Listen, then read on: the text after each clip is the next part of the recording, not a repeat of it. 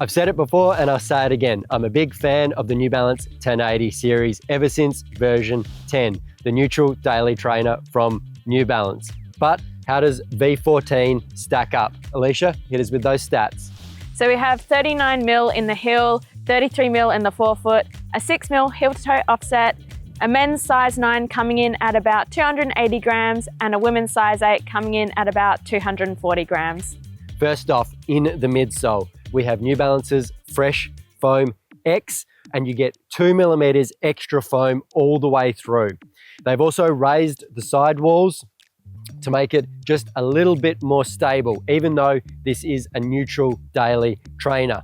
Underfoot, I found they also firmed it up a little bit, and I found on my easy runs, just having that little bit of firmer shoe underfoot really differentiated the 1080 from the Balos, which I found was just a little bit more versatile. I found the 1080 to just be that daily workhorse for your easy runs and your long runs.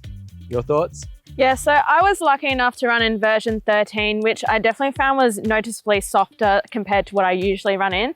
Now, running in version 14, I definitely felt the firmness straight away. I think this has to do with the redesign of the midfoot geometry, adding to the stiffness, and it just gave you quite a nice responsive toe off.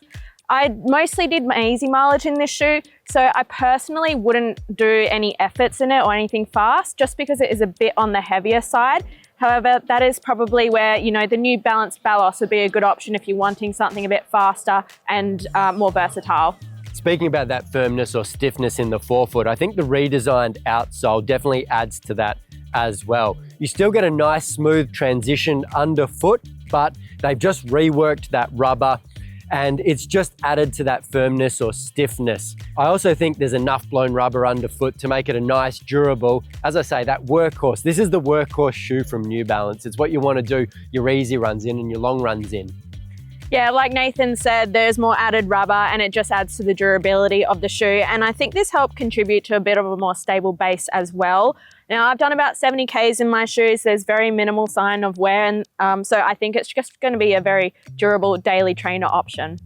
Moving on up to the upper, we have an engineered mesh. I found this actually to be quite breathable and comfortable to run in, and I think this also added a bit more structure to the shoe, and it just contributed to a nice and secure lockdown fit. The engineered mesh for me on the 1080 V14, if I'm running and I forget about the upper, that's always a good sign.